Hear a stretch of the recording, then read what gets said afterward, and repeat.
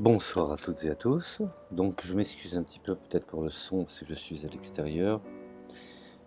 Donc comme mon temps est imparti, je fais cette chronique 54 qui traitera effectivement d'un état des lieux de notre protection sociale.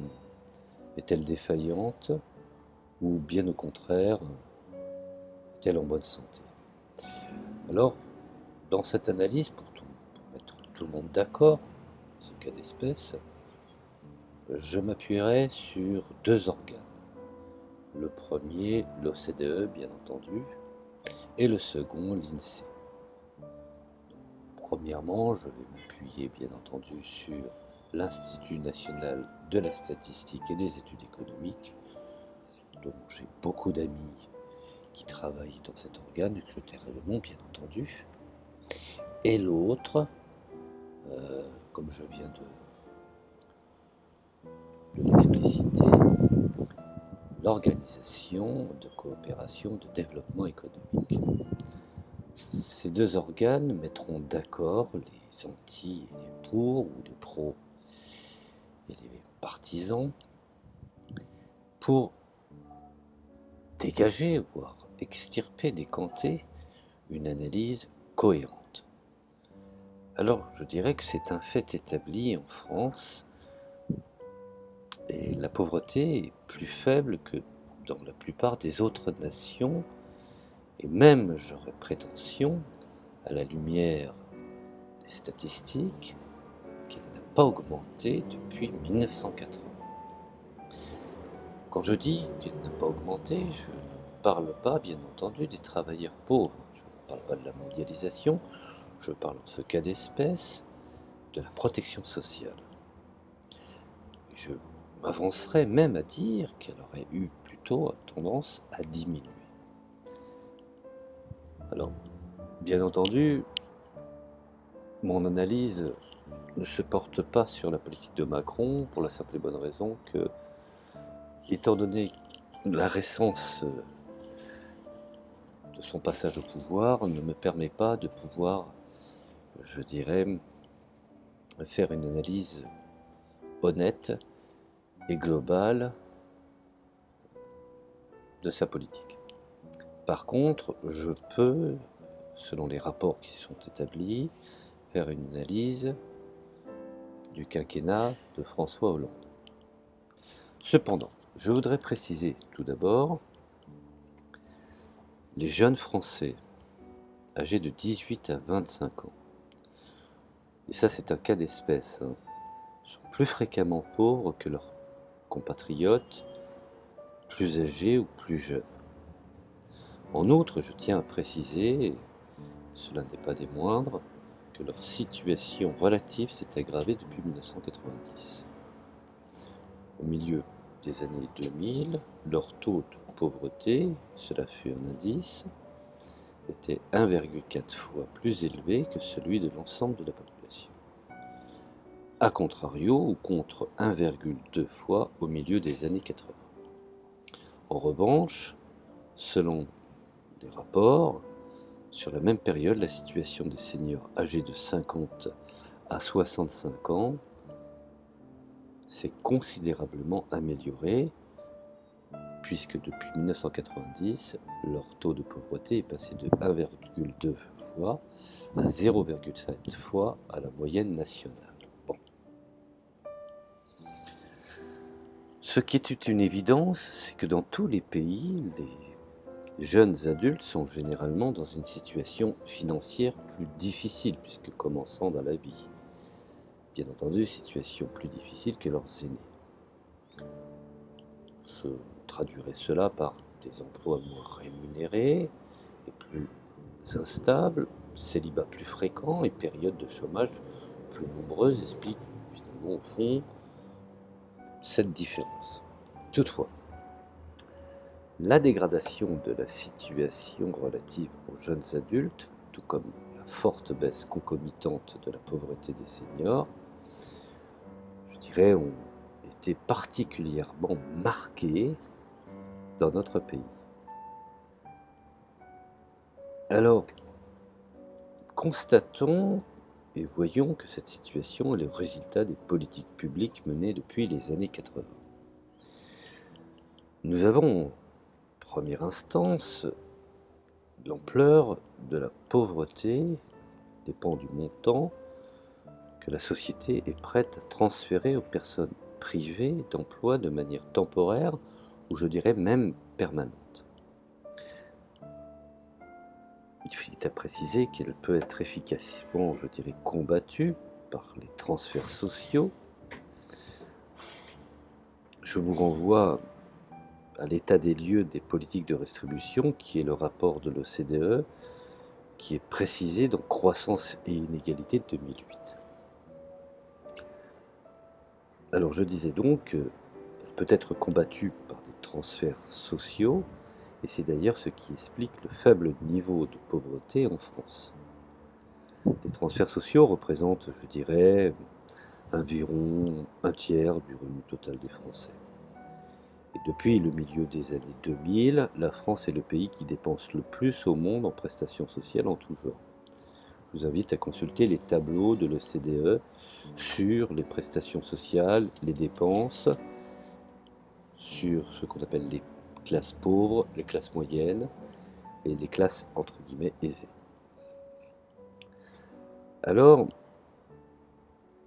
même si la France est le pays qui dépense le plus au monde en prestations sociales et voire même en tout genre, elle se situe même devant la Suède, ce qui n'est pas rien, dont effectivement, je dirais, la réputation de générosité n'est plus à faire. Notre particularité est que les transferts bénéficient aux familles plus que dans n'importe quel autre pays de l'OCDE. En 2007, par exemple, pour parler de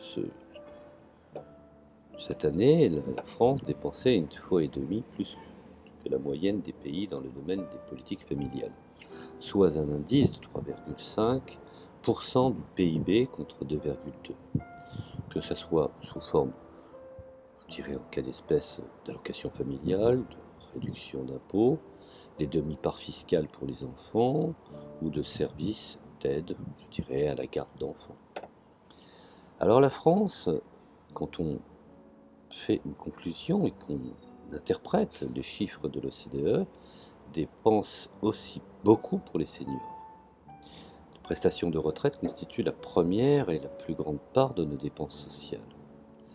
Un trait que nous partageons avec l'ensemble des pays développés.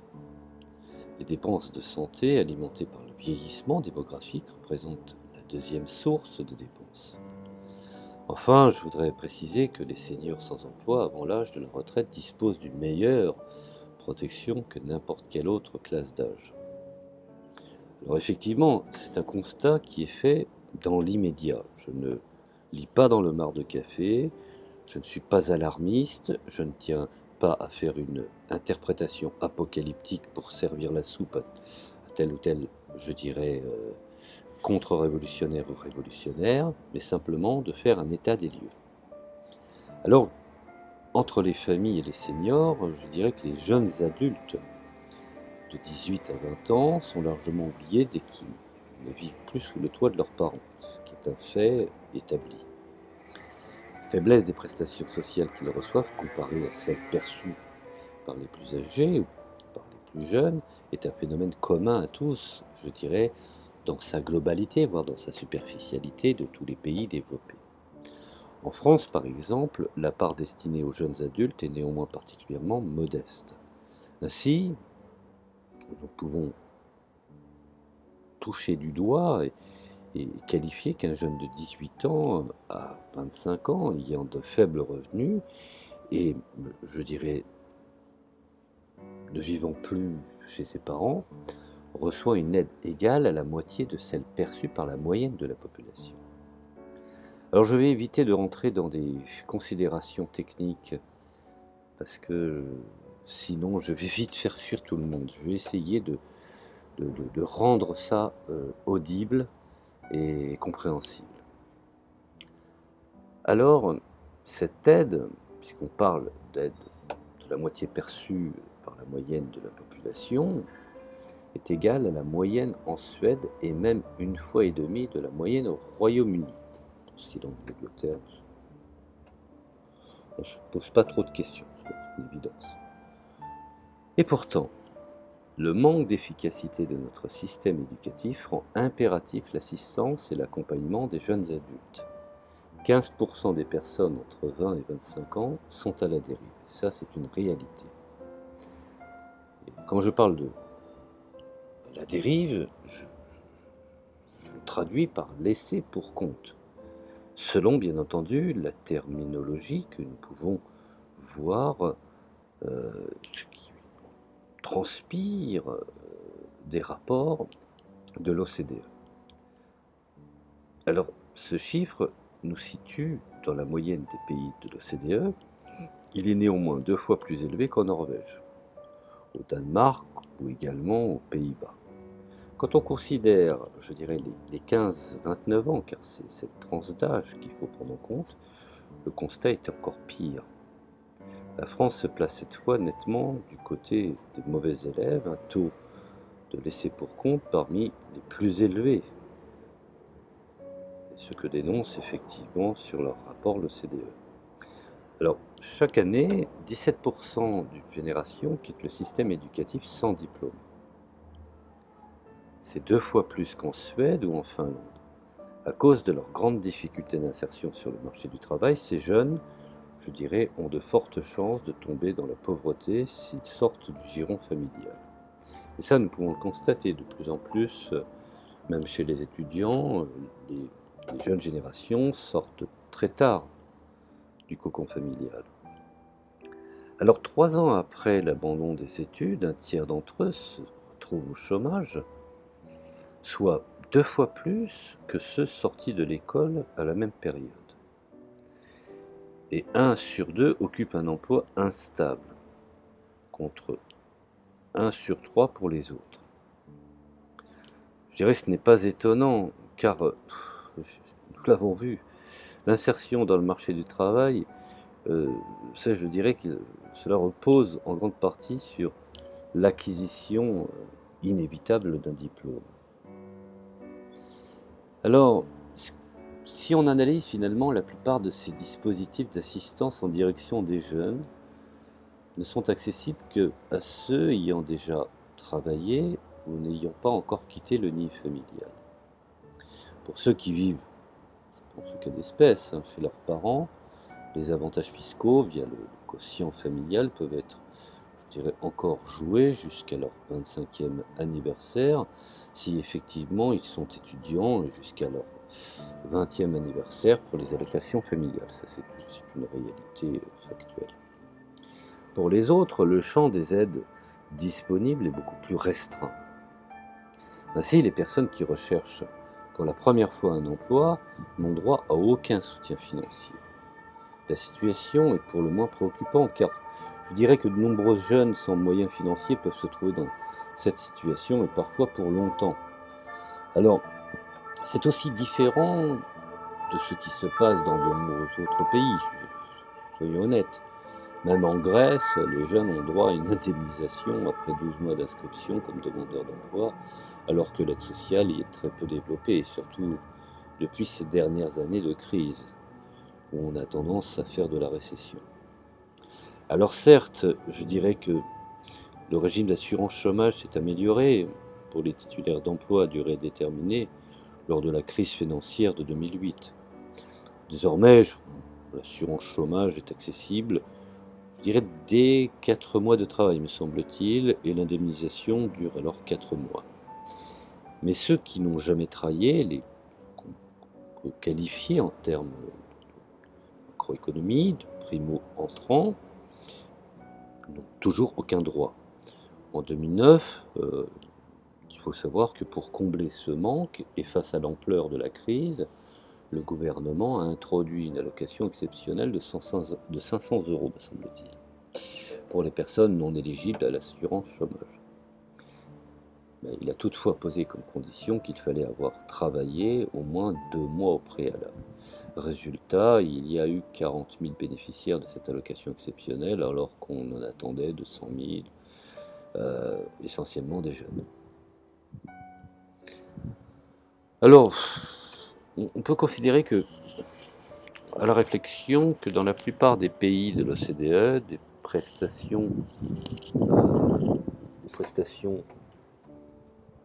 des prestations, comment dire ça, des prestations d'assistance sont accessibles aux jeunes qui n'ont pas cotisé à l'assurance chômage. Je dirais même qu'en France, alors que les demandeurs d'emploi de 25 ans ou plus n'ayant pas cotisé au régime d'assurance chômage ont droit au revenu minimum. Il n'en est rien pour les jeunes, bien entendu.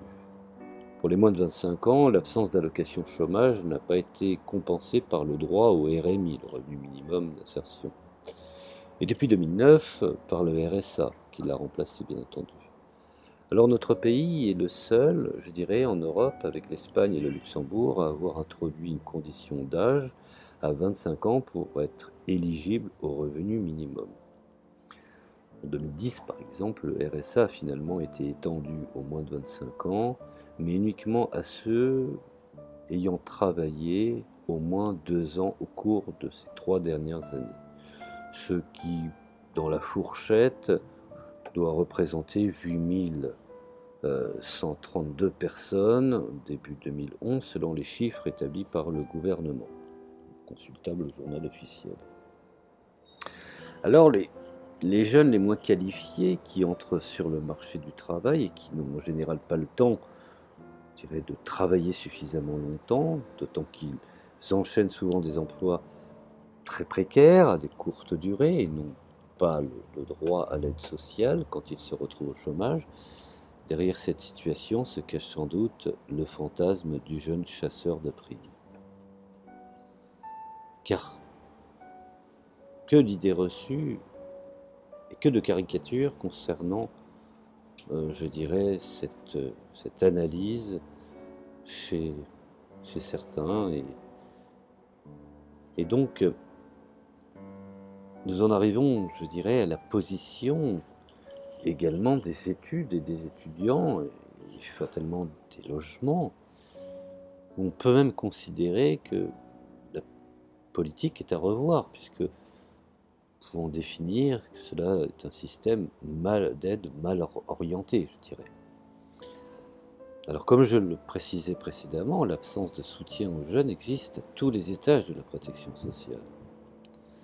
Le résultat de cette politique est que le transferts familiaux continuent en lieu et place de la solidarité, je dirais de la solidarité nationale.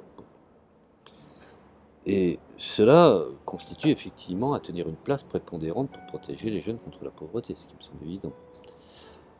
Ce système engendre de nombreuses inégalités. Les familles les plus démunies n'utilisent pas nécessairement, je dirais, les transferts de l'État pour aider leurs enfants, et au final, ce sont eux qui ont le moins de moyens depuis leur naissance, et qui sont les moins aidés au début de leur vie d'adulte. Vous voyez qu'on peut refaire les idées reçues.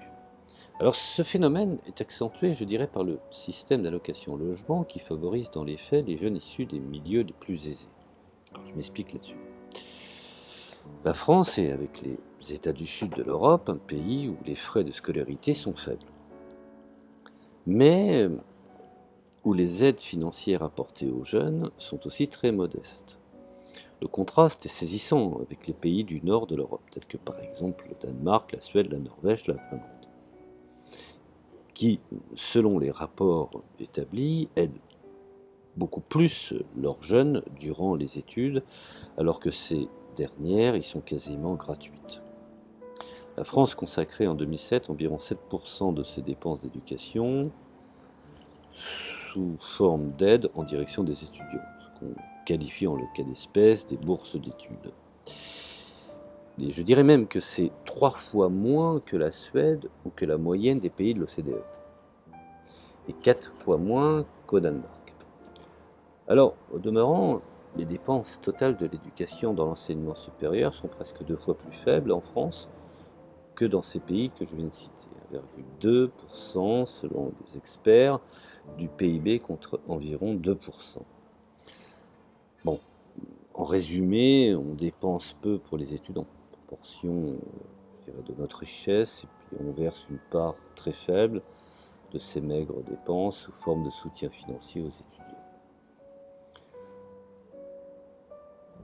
Finalement, au fond, nous sommes dans le déficit des aides directes aux étudiants, et je dirais qu'il est non seulement évident, mais cependant partiellement comblé par les aides personnelles au logement dont ils sont largement bénéficiaires. Alors ces aides bien entendu, ont un but précis, je dirais, surtout de faciliter l'accès des jeunes au logement dans un contexte bien connu, pénurie du logement, étudiants et hausse des loyers observés en France dans de nombreux pays de l'OCDE depuis 2000 environ. Alors, dans ce cas d'espèce, en France, l'aide au logement est un principe, je dirais, on peut le définir comme ça, est un principe accessible, sous condition bien entendu de ressources. Tout jeune ne vivant plus chez ses parents. Il n'existe pas d'aide spécifique dévolue aux étudiants. Pourtant, les étudiants représentent de facto, c'est une réalité, la moitié des bénéficiaires des allocations logement. 700 000 environ, 1 300 000 bénéficiaires entre 16 et 25 ans. Ainsi, les 3/4 des étudiants vivant seuls sont aidés contre la moitié des jeunes ménages. Il y a donc une surprésentation des étudiants dans les aides au logement. Les étudiants sont souvent éligibles au logement, aux allocations logement en partie, car ils travaillent peu, mais surtout, pour ces aides sont mal ciblées. En effet, les étudiants qui vivent seuls sont souvent issus de milieux favorisés et sont directement aidés, je dirais, par leur famille. Et les 10 familles pouvant, bien entendu, bénéficier d'un avantage fiscal au titre du quotient familial. Ainsi, par exemple, les systèmes de bourse et d'aide au logement ne sont pas suffisamment ciblés pour répondre en priorité de manière adaptée, je dirais, aux besoins des jeunes les plus pauvres. Alors, en fin de compte, la France se situe bien en deçà de la moyenne des autres pays de l'OCDE en matière d'assistance aux jeunes ne vivant plus chez leurs parents. Pourtant, leur taux de chômage demeure particulièrement élevé. A l'inverse, dans des pays comme le Danemark ou la Norvège, le rapport du taux de chômage des jeunes à celui des adultes est nettement plus faible qu'en France, alors que les aides en direction des jeunes y sont bien plus conséquentes que chez nous. Les comparaisons internationales ne permettent donc pas d'associer ce type d'aide à une fréquence accrue du chômage ou à l'inactivité. Cela est une idée reçue que j'entends énormément dans les périodes de crise. Alors, qu'en est-il finalement au fond au niveau individuel? Je dirais, le versement des prestations aux jeunes dès 18 ans, risque-t-on finalement, c'est la question qu'il faut se poser, risque-t-on d'avoir une génération d'assistés? Parce qu'aujourd'hui on parle beaucoup d'assistanat, c'est même dans, je dirais, les propagandes électoralistes, donc en réalité, je dirais qu'il existe très peu d'études, soyons honnêtes, sur l'impact du montant des prestations sociales, sur l'emploi des jeunes et sur la durée de perception des aides. Généralement, c'est de la propagande. Quand les gens prétendent qu'ils aient des chiffres clairs, l'INSEE comme le CDE n'ont pas, même parlent de précautions obligatoires, ou n'ont pas à proprement dit de chiffres globalisés ou globalisants. Alors il faut disposer pour cela des données qui permettent de suivre des personnes bénéficiant d'un programme d'assistance sociale et bien entendu des personnes comparables qui n'en bénéficient pas. Bon, c'est rarement le cas malheureusement. Il existe, je dirais néanmoins, une étude ayant évalué l'impact de l'augmentation du montant de l'aide sociale pour les jeunes de moins de 30 ans et qui a été menée, me semble-t-il, au Québec en 1989. Cette réforme a aligné l'aide aux jeunes sur celle des adultes, les jeunes passant ainsi d'une aide de 173 $ à près de 425 $ par mois. Cette hausse qui, à mon sens, très importante de l'aide, a permis, je dirais, d'estimer de manière fiable ses effets sur la durée de la période d'assistance. L'étude, dans ce cas d'espèce, conclut que la sensibilité de la durée d'assistance au montant de la prestation reste, ma foi, limitée. De plus, n'est pas supérieure à celle observée sur les adultes de plus de 30 ans. En moyenne, une hausse, selon les calculs, de 1% du montant de l'aide induit une hausse de la durée d'assistance comprise entre 0,5% et 0,8% pour les jeunes de 22 à 29 ans. Dans la même veine, restons, je dirais, dans le même état comparatif, l'impact du RMI a été évalué en s'appuyant sur le fait que ce dernier est inaccessible aux moins de 25 ans. En comparant des jeunes hommes, je dirais célibataires, juste en dessous, et juste au-dessus de cet âge qu'on pourrait qualifier d'âge pivot.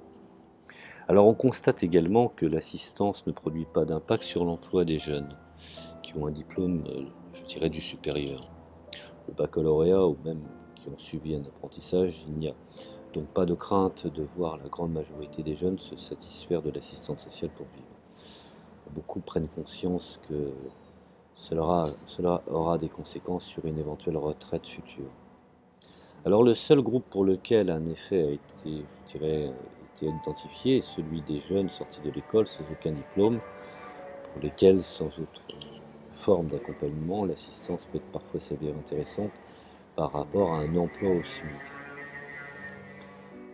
Je dirais que pour terminer, en tout état de cause, rien n'indique que la durée de perception des aides versées aux jeunes soit plus sensible au montant des prestations que celle des adultes.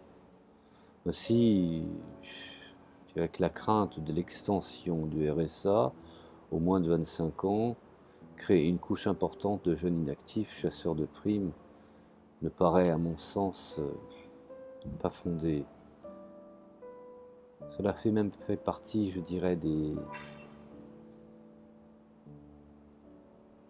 interprétations, j'appellerais apocalyptiques ou des pensifs. Alors, comment utiliser, je dirais, l'assistance pour favoriser l'insertion des jeunes dans l'emploi? Bon, alors, en réalité, l'aide accordée aux jeunes dans les autres pays d'Europe, loin de les rendre dépendants, les incite à accéder plus rapidement à l'autonomie lorsqu'elle est associée à des dispositifs d'activation comme la participation, je dirais, obligatoire à des programmes actifs de formation ou d'aide à la recherche d'emploi.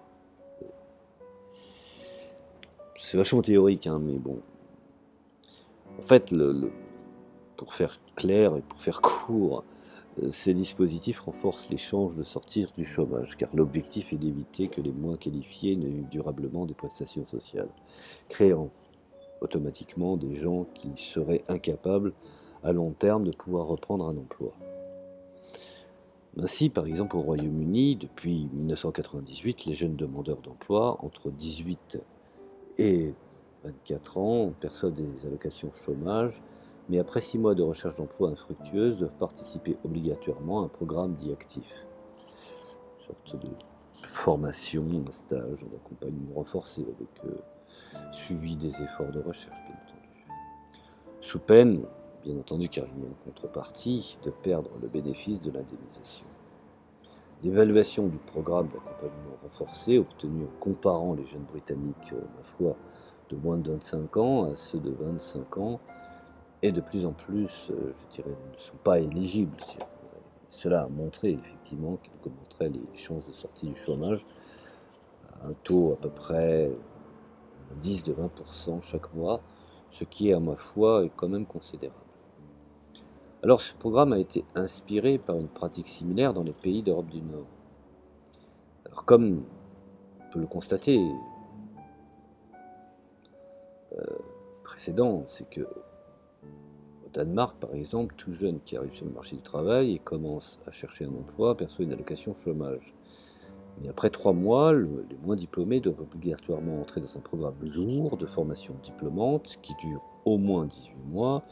Il n'est donc pas question dans ces pays de les laisser, je dirais, laisser pour compte ou de laisser à leur état, de laisser les jeunes vivre durablement des aides, ce qui n'est pas normal. Mais il n'est pas question non plus de les laisser sans soutien. Alors, ce qui est une réalité en France, en dépit, je dirais, des multiples plan en direction des jeunes, depuis celui de Raymond Barre en 1977, à celui de Sarkozy en 2009, en passant par Jospin en 1997, rien n'a véritablement été mis en place avec une ampleur suffisante. On dirait que le législateur n'a pas de volonté profonde, ni du côté de l'aide financière, ni du côté de l'accompagnement obligatoire pour espérer que les jeunes sans diplôme parviennent à s'en sortir eux-mêmes. Alors oui, effectivement, je pense qu'il y a un problème du législateur, un problème de celui qui normalement devrait apporter des réponses et s'adapter et mettre les choses en place. Et donc voilà, je voulais vous faire un petit briefing sur l'état de notre système social, qui finalement au fond n'est pas si négatif que ça. Et donc j'ai fait un petit survol, j'espère que je n'ai pas été trop lourd dans mon explication. Je vous remercie de m'avoir écouté, je vous dis à la prochaine chronique. Merci à vous.